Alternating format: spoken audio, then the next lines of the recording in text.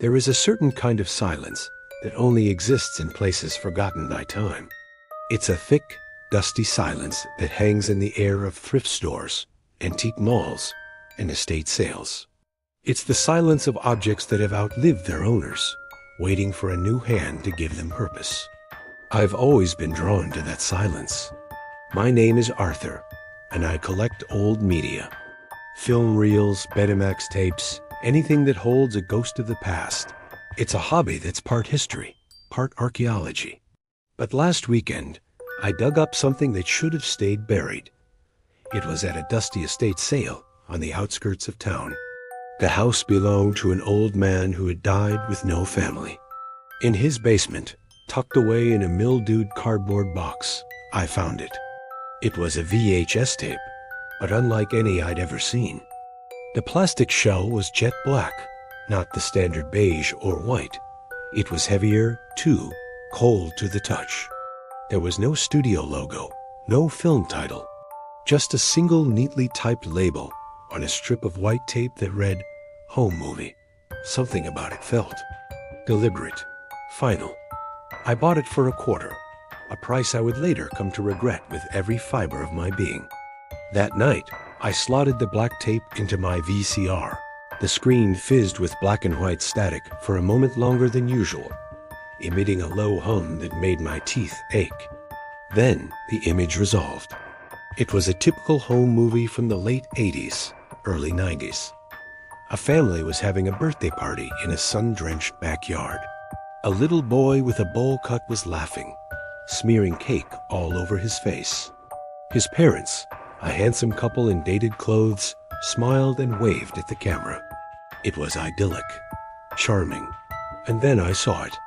In the background, just behind the swing set, stood a man. He was tall, thin, and dressed in a dark, formal suit that was starkly out of place in the sunny yard.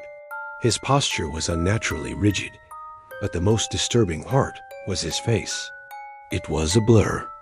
Not a motion blur, but a constant shimmering distortion, like a corrupted digital file. A glitch made flesh. You couldn't make out any features, just a pale, static oval. My first thought was a film defect, a double exposure. But as the film continued, the figure remained, a fixed point of wrongness in the happy scene. He didn't move. He didn't interact with anyone. The family, for their part, acted as if he wasn't there. They never glanced his way, their cheerful orbits never bringing them close to him.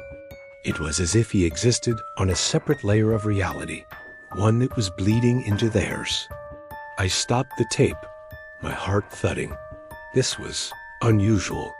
I rewound it and watched again, pausing on the figure. The distortion was consistent. It didn't flicker like a bad signal. It was a permanent, stable imperfection. I decided to keep watching. The next scene was Christmas morning. The same family was gathered around a tree, the boy tearing open presents. And there he was again. This time, he was standing in the hallway leading to the kitchen, half hidden in shadow. He was closer to the family now, and his head was tilted, as if studying them. The distortion of his face seemed to be looking directly at the boy. A cold knot tightened in my stomach. I became obsessed. I watched the tape over and over, frame by frame. I noticed a pattern. With every new scene, the figure was closer. In a scene at a beach, he was standing at the water's edge, maybe 20 feet away. In a scene of the boy learning to ride a bike, he was at the end of the driveway. He was a predator slowly closing in on its prey, and the family was utterly, blissfully unaware. The horror was not in what he did, but in his relentless, patient proximity. He was a constant, a background radiation of dread in their happy lives. The final scene of the tape was different. It was night. The camera was shaky, held by an unsteady hand. It was pointed through a doorway into a child's bedroom. The little boy was sleeping. The room was dark, lit only by a nightlight. And there, standing beside the bed, so close he almost touched the blanket, was the figure. He was no longer a background element. He was the subject of the shot. His blurred face was bent down, hovering inches from the sleeping child's face. The camera shook violently, and a woman's voice, the mother's, whispered off camera, a tremor of pure, undiluted terror in her voice. "What is that? What is in Jimmy's room?" The tape ended there, not with a click, but with a sudden, silent cut to black. I sat in the dark, the hum of the dead TV the only sound. I was drenched in a cold sweat. This wasn't a whole movie. It was a snuff film of the soul, a documentation of a haunting in slow motion. I had to know what happened. I spent the next day researching the family. It wasn't hard to find the story.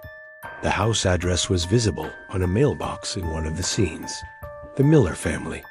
The parents, David and Helen, and their son, James.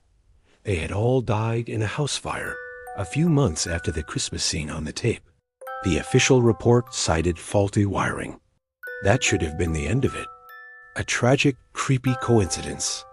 But it wasn't, because that night, after my research, I slotted the tape back in, needing to see that final frame one more time to confirm the horror. The tape played the birthday party, the Christmas, the beach, and then the final scene, the boy's bedroom, the figure by the bed. But this time, it was different. This time, as the figure stood over the boy, his distorted, blurry face slowly turned. It turned away from the child, and it looked up. It looked up out of the television screen, and it looked directly at me. The tape didn't end. The image held. The figure remained there, staring at me from the boy's bedroom, from inside my television. And then, from the speakers, a voice emerged.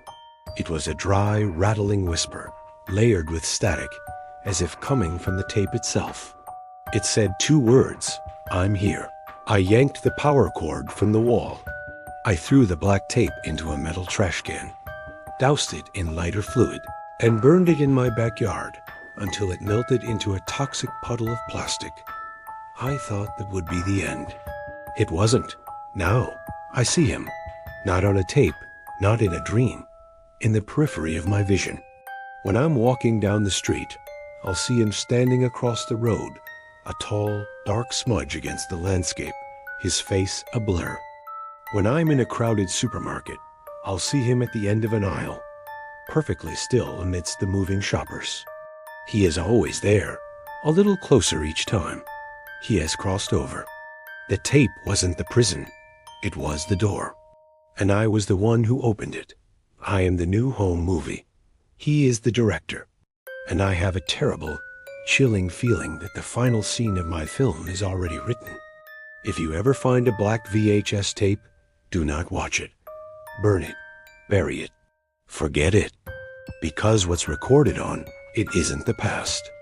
It's a warning. And for one of us, it's always a live broadcast. If this story has made you look twice at the static on your screen, share it. Let it be a cautionary tale. And subscribe, for there are more forgotten things waiting to be found, and some of them are looking for a way out.